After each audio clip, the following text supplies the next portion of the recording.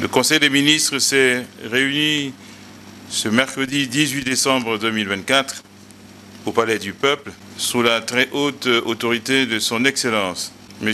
Denis Sassou Nguesso, Président de la République, chef de l'État. 10 affaires étaient inscrites à son ordre du jour. Un projet de loi et un projet de décret au titre du ministère de l'Environnement, du Développement durable et du bassin du Congo. Un projet de décret au titre du ministère de l'économie forestière.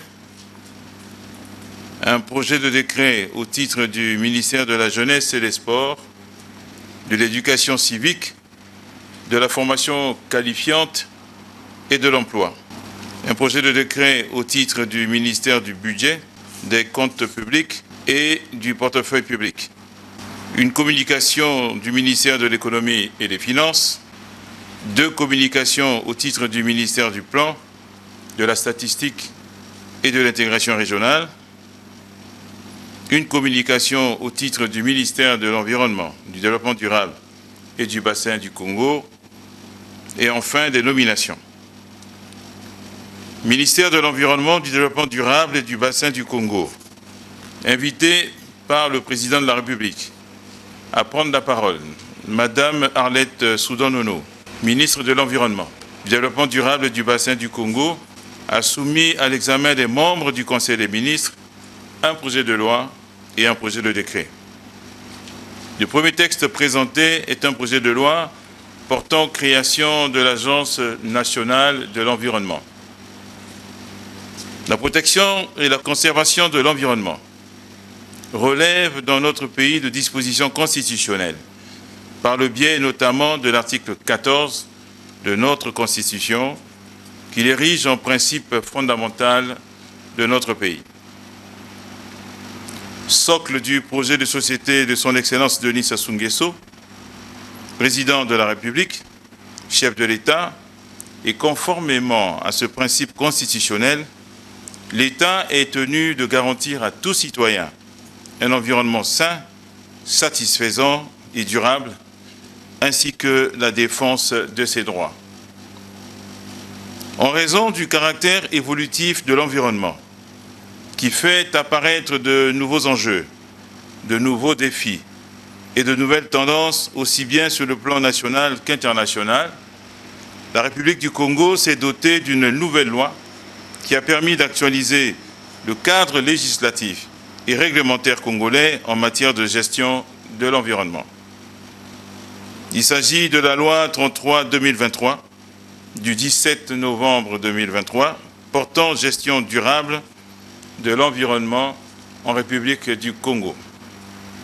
Ainsi, l'Agence nationale de l'environnement, en sigle ANE, vient concrétiser la volonté du gouvernement de la République du Congo de renforcer sa politique en matière de gestion de l'environnement et du développement durable. Après examen et discussion, le Conseil des ministres a approuvé le projet de loi portant création de l'Agence nationale de l'environnement. Il sera transmis au Parlement pour examen et adoption. Autorisée par le Président de la République à poursuivre son propos, la ministre Arlette Soudan-Nono a soumis à l'examen des membres du Conseil des ministres un projet de décret définissant les conditions de délivrance de l'autorisation et de l'attestation d'ouverture des installations classées pour la protection de l'environnement ainsi que leurs modalités de gestion.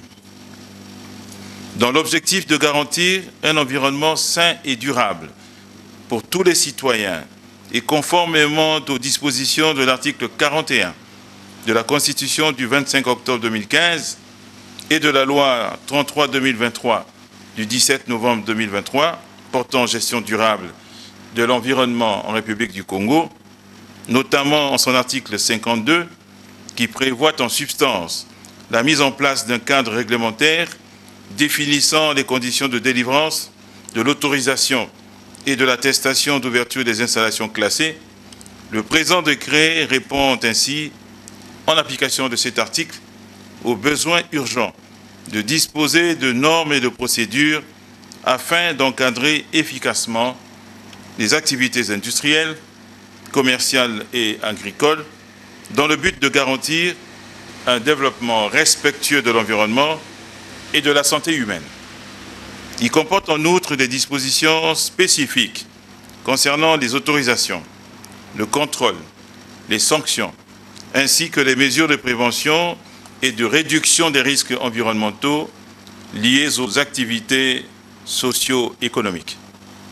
Après examen et discussion, le Conseil des ministres a adopté le projet de décret définissant les conditions de délivrance de l'autorisation et de l'attestation d'ouverture des installations classées pour la protection de l'environnement ainsi que leurs modalités de gestion. Ministère de l'économie forestière. Invité à son tour par le président de la République à prendre la parole, Madame Rosalie Matondo, ministre de l'économie forestière, a soumis à l'examen du Conseil un projet de décret portant approbation de la Convention de valorisation des bois de plantation forestière domaniale situés dans les départements de Pointe-Noire et du Kouilou. La société Sequoia Plantation Congo, filiale du groupe Sequoia Plantation DMCC, société holding, spécialisée dans les projets de carbone et des plantations, a manifesté l'intérêt d'investir au Congo dans le domaine de la promotion et de la valorisation des plantations forestières. À cet effet, cette société a signé en date du 11 mai 2023 avec le gouvernement de la République du Congo un bail amphithéotique d'une durée de 30 ans visant la mise en valeur des réserves foncières de l'État, 6 dans les départements du Kouilou et de Pointe-Noire, d'une superficie cumulée de 35 961 hectares, 22 arts, aux fins d'exploitation et de transformation des plantations forestières qui s'y trouvent, suivi de la replantation et l'extension des 10 massifs plantés. Ainsi, conformément aux dispositions de la loi 33-2020 du 8 juillet 2020, il a été élaboré la convention de valorisation des bois de plantation, assortie d'un cahier de charges particulier dont les clauses ont été négociées avec toutes les parties prenantes, à savoir l'administration forestière, les autres administrations concernées, les autorités politico-administratives des 2 départements visés, les communautés locales et les populations autochtones vivant dans et autour des plantations. Après examen et discussion, le Conseil des ministres a adopté le projet de décret portant approbation de la Convention de valorisation des bois de plantation forestière domaniale situés dans les départements de Pointe-Noire et du Kouilou.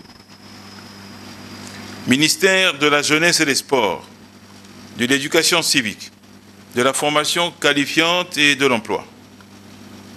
Invité par le président de la République à prendre la parole, Madame Ingrid Olga Ghislaine Ebouka-Babakas, ministre du Plan, de la Statistique et de l'Intégration régionale, au nom de M. Hugues Guédondélé, ministre de la Jeunesse et des Sports, de l'Éducation civique, de la formation qualifiante et de l'emploi en mission, a soumis à l'examen du Conseil des ministres un projet de décret portant approbation des statuts de l'Agence nationale d'insertion et de réinsertion sociale des jeunes. Le présent décret est initié en application de l'article 7 de la loi numéro 17-2024 du 10 juillet 2024 portant création de l'Agence nationale d'insertion et de réinsertion sociale des jeunes. Après examen et discussion, le Conseil des ministres a adopté le projet de décret portant approbation des statuts de l'Agence nationale d'insertion et de réinsertion sociale des jeunes. Ministère du Budget, des Comptes publics et du Portefeuille public. Invité par le président de la République à prendre la parole, M. Ludovic Ngatsé, ministre du Budget, des Comptes publics et du Portefeuille public, a soumis à l'examen du Conseil des ministres un projet de décret réglementant des modalités d'organisation et de la tenue de la comptabilité matière.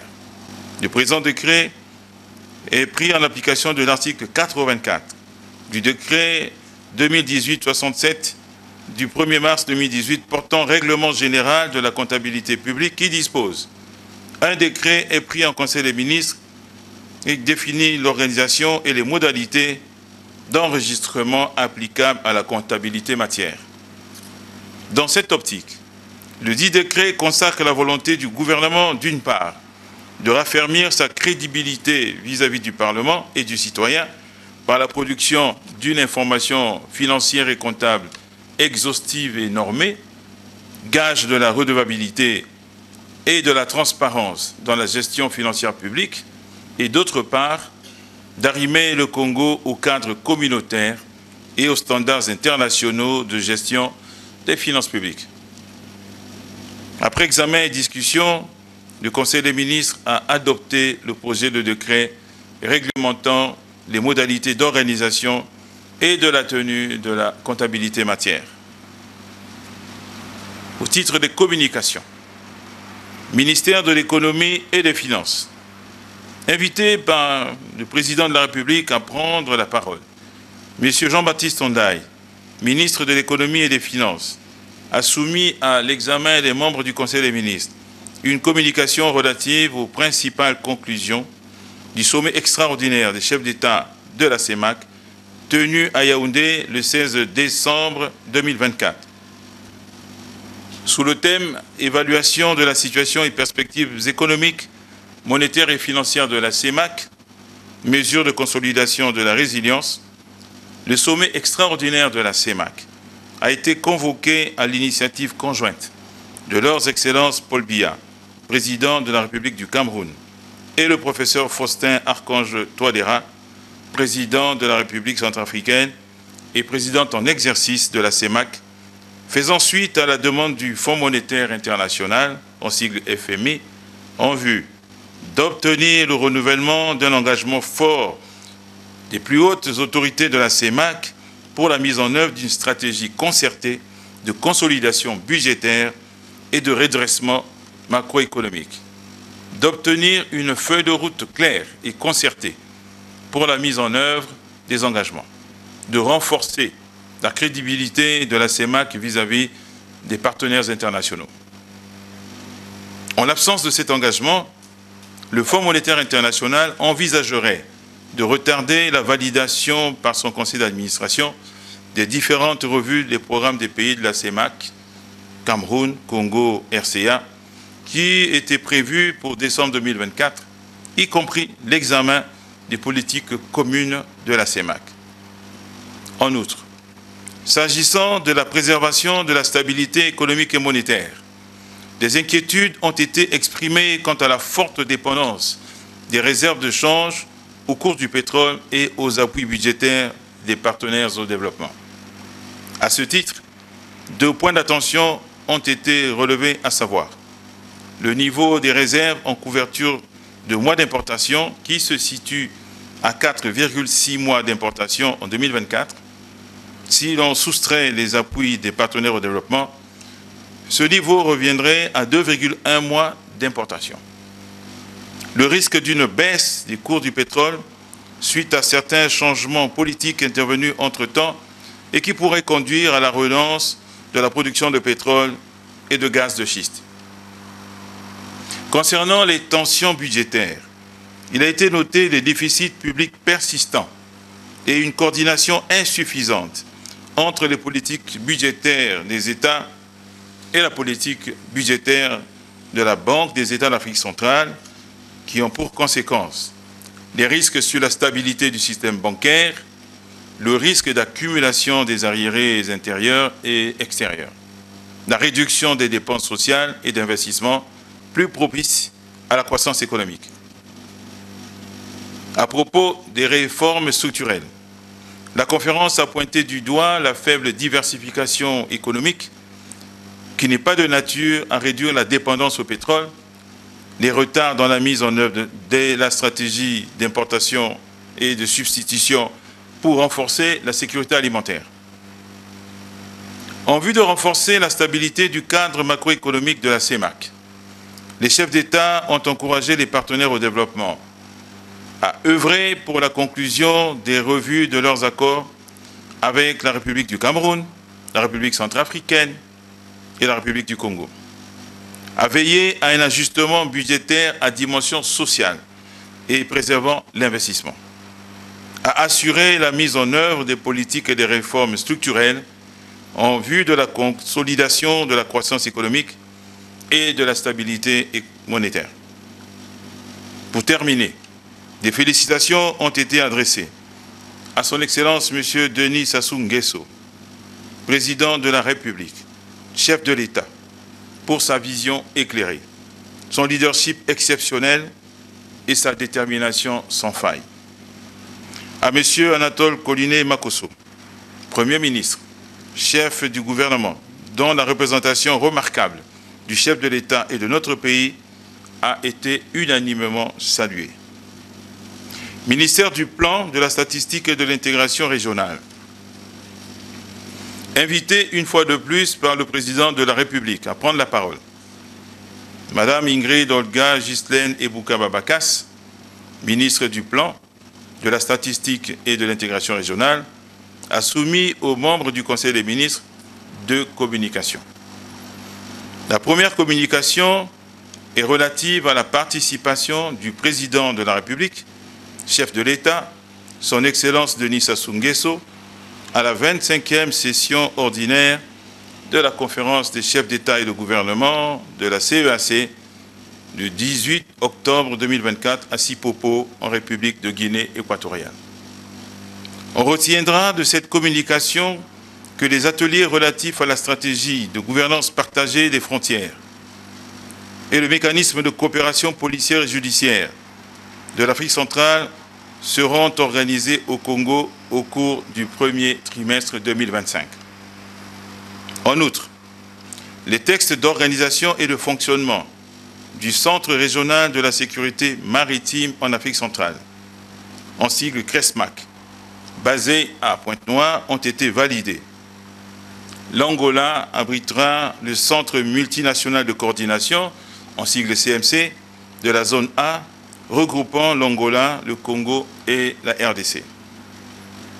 S'agissant du rapport sur les activités de la communauté au premier semestre 2024, tous les textes juridiques en application du traité révisé de la CEAC, ainsi que les textes et instruments relatifs à l'opérationnalisation de la zone de libre-échange et d'union douanière, de la coopération en matière d'industrialisation et d'amélioration du climat des affaires en Afrique centrale, ont été adoptés.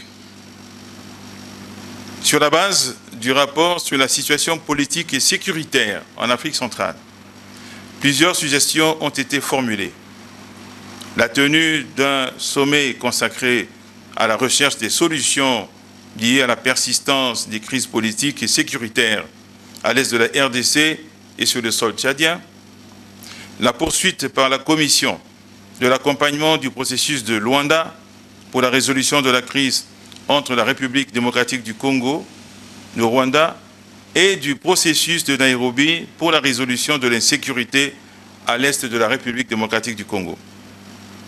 S'agissant de la gouvernance démocratique, la conférence a suivi deux rapports, à savoir le processus de transition politique en République gabonaise et l'état d'avancement du processus de transition politique en République du Tchad.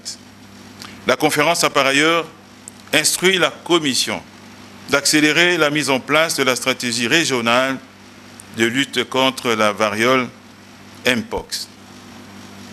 Au titre des informations, la conférence a suivi et pris bonne note de l'état d'évolution du processus de rationalisation des communautés économiques régionales en Afrique centrale. Enfin, s'agissant des candidatures à l'Union africaine, la conférence a exhorté les États membres à informer la commission de la CEAC des différentes candidatures introduites afin de proposer un schéma de soutien concerté de la communauté aux candidats présélectionnés.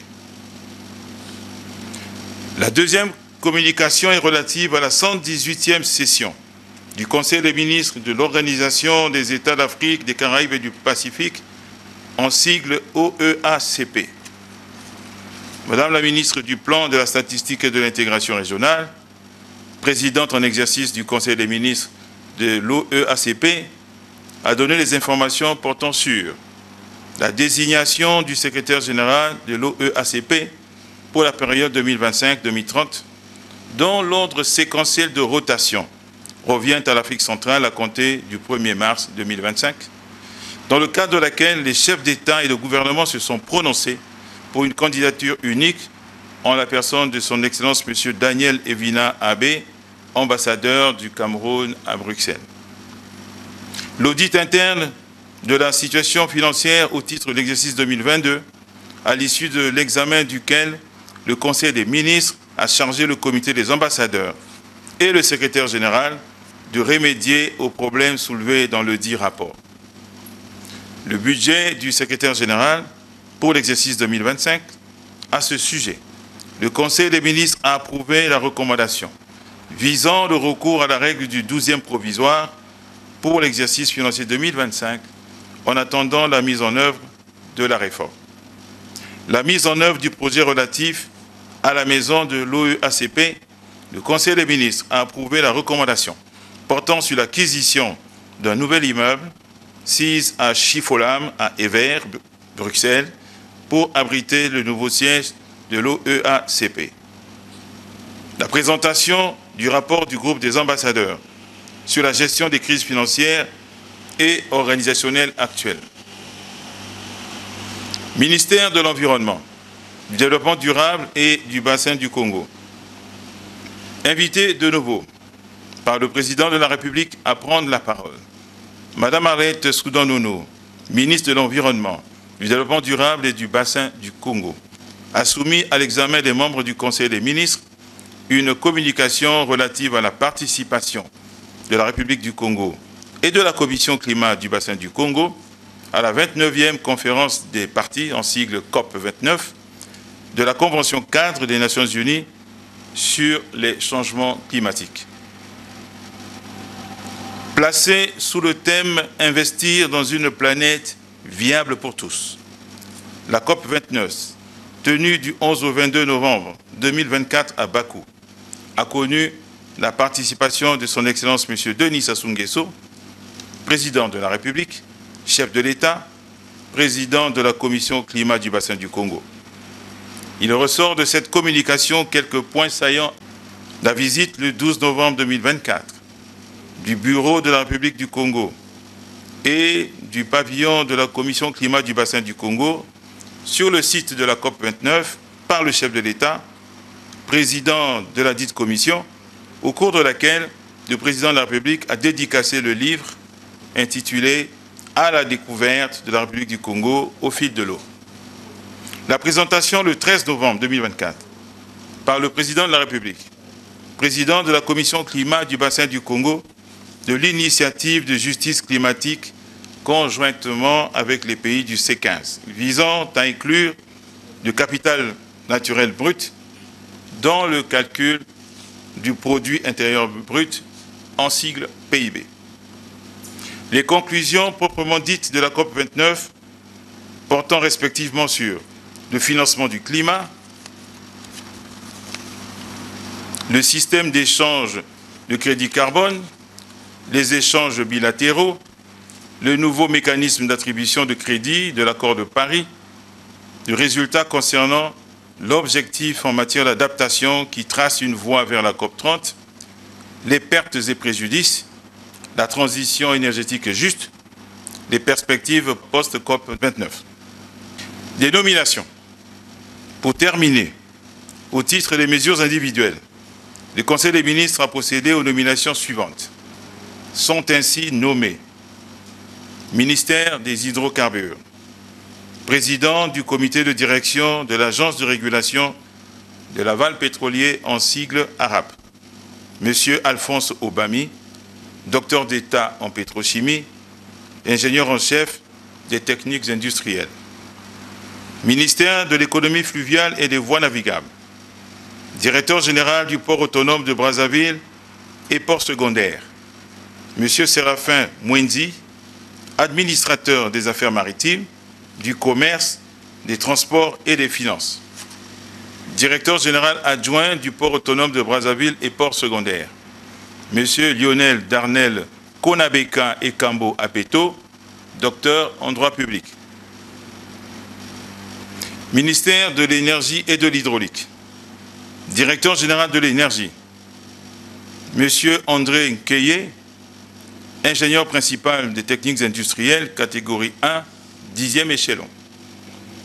Directeur général de l'hydraulique. Monsieur Armel Alouna, ingénieur hydraulicien. Directeur général de l'assainissement. Monsieur Yvon Kaba, spécialiste des questions d'hygiène et sécurité environnementale, assainissement public et valorisation des déchets. Directeur général du Fonds de développement du secteur de l'eau, Monsieur Patrick Désiré Loco, ingénieur hydraulicien. Directeur général de l'organe de régulation du secteur de l'eau. Madame Gabrielle Zoyan Soni Fikou, juriste. Inspecteur général des services de l'électricité, de l'eau et de l'assainissement, Monsieur Hervé Léonard Obambi Mwanamoro, ingénieur électricien. Ministère de l'enseignement préscolaire, primaire, secondaire et de l'alphabétisation. Directeur général de l'enseignement de base, Madame Pichou Prudence Bangaboko, née Azona, maître assistante à l'ENSAF, Université Mariengwabi. Directeur général de l'enseignement secondaire, Monsieur Jean-Bruno Mbouilou, assistant à l'Université Mariengwabi. Directeur général des ressources humaines et de l'administration scolaire, Monsieur Christophe Poiti, administrateur planificateur de l'éducation de 11e échelon. Ministère de l'enseignement technique et professionnel. Directeur général de l'enseignement technique, Madame Patricia Nicole Poiti, professeure certifiée de lycée de 16e échelon. Directeur général de l'équipement et du patrimoine, Monsieur Antoine Luther Kosaleba Nzebe, professeur certifié de lycée de 9e échelon. Directeur général de l'administration et des ressources humaines, Monsieur Gustave Fulgence René Adikole Ngoum, ingénieur première classe, 10e échelon. Ministère des Postes, des Télécommunications et de l'économie numérique. Directeur général de l'Agence nationale de sécurité des systèmes d'information, en sigle ANSI. Monsieur Conrad Onésime Oboulas Tsaha, docteur en technologie d'application informatique. Et enfin, ministère des Affaires sociales, de la solidarité et de l'action humanitaire. Président du comité de direction de l'Institut national du travail social, Monsieur Jean-Anaclé Mampassi, maître assistant à la faculté des sciences économiques de l'Université Mariengwabi. Plus rien n'étant inscrit à l'ordre du jour, le président de la République a clos la réunion et levé la séance. Commencé à 10 h, la réunion du Conseil des ministres a pris fin à 14h28. À Brazzaville, le 18 décembre 2024, pour le ministre de la Communication et des Médias, porte-parole du gouvernement en mission, le ministre des Hydrocarbures, Bruno Jean-Richard Itoie.